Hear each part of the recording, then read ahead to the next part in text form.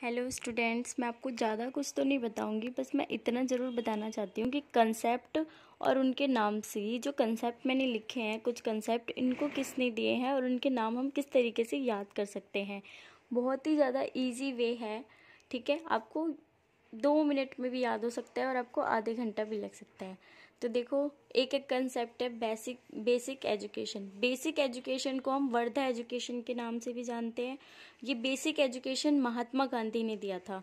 महात्मा गांधी का कहना था कि सभी को बेसिक नॉलेज तो होनी चाहिए। आपको पता होना चाहिए 100 रुपये का नोट कौन सा है, 10 का नोट कौन सा है। इसके लिए बेसिक नॉलेज तो सबको होनी चाहिए ना, वरना आपको कोई भी बुद्धू बना सकता है, ठीक है। तो बेसिक नॉलेज हमें दी महात्मा गांधी ने, ठीक है।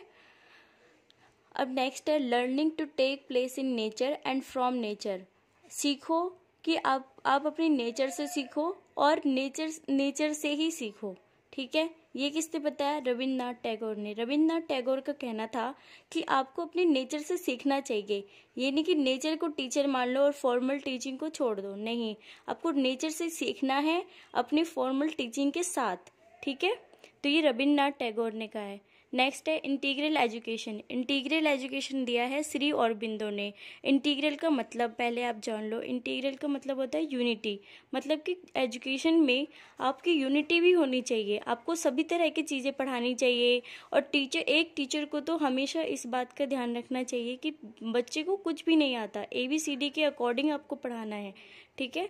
तो यानी यूनिटी एजुकेशन में होनी चाहिए। ये श्री अरबिंदो का कंसेप्ट था। श्री अरबिंदो का क्या कंसेप्ट था? इंटीग्रल एजुकेशन का कंसेप्ट था कि हर एक बच्चों को हर एक तरह की बेसिक नॉलेज होनी चाहिए। नेक्स्ट है aspects of focus on spiritual Indian philosophy. मतलब स्पिरिचुअल का मतलब क्या होता है? धर्म, नॉट जस्ट रिलीजियस, मतलब कि सिर्फ रिलीजियस से रिलेटेड बच्चों को नहीं पढ़ाना है। उनके कंसेप्ट, बच्चों के कंसेप्ट सिर्फ रिलीजियस के अकॉर्डिंग नहीं होना चाहिए। हर एक रिलीजियस की हर एक कंसेप्ट बच्चों को क्लियर होना चाहिए। कोई भी एक कॉमन चीज़, कोई भी धर्म से एक कॉमन चीज़ जो सभी धर्मों के लोगों में कॉमन हो, वो सब्जेक्ट बच्चों को पढ़ाना होता है, ठीक है। ये कंसेप्ट दिया हमें डॉक्टर सर्वपल्ली ने। डॉक्टर सर्वपल्ली ने क्या बताया कि जो भी बच्चों को पढ़ाया जा रहा है, टीचिंग है, लर्निंग है, उसमें स्पिरिचुअल लैंग्वेज होनी चाहिए, जैसे कि इंग्लिश सब में कॉमन है। Next, education to transform human mind. Education जिसमें ह्यूमन माइंड को ट्रांसफॉर्म किया जाता है, वो किसने दिया था? जे कृष्ण मूर्ति ने। जे कृष्ण मूर्ति का ये कंसेप्ट था कि ह्यूमन माइंड को ट्रांसफॉर्म किया जाए। कैसे ट्रांसफॉर्म कर सकते हैं हम ह्यूमन माइंड को? जैसे अब एक छोटा बेबी है, वो अपनी चीज़ों को ट्रांसफॉर्म करता है। पहले हम उसे खुद से खिलाते हैं, फिर वो अपने हाथ से खुद खाना खाना सीखता है, ठीक है। हमें देखकर एक्टिविटीज़ करना सीखता है, अपने एनवायरनमेंट को देखकर, ठीक है। अब एक्सपेरिमेंटल लर्निंग जॉन डेरी ने दिया था। मेरे एक टीचर थे, उनका नाम जॉन था। साइंटिफिक, मतलब वो लैब टीचर थे। तो एक्सपेरिमेंट से भी बच्चे सीखते हैं ना, तो जॉन एक्सपेरिमेंट कुछ इस तरीके से भी याद कर सकते हैं हम। Self education through development of individuality. अब देखो, सेल्फ एजुकेशन भी होनी चाहिए। सेल्फ एजुकेशन मारिया ने दिया है, मारिया मोंटेसरी।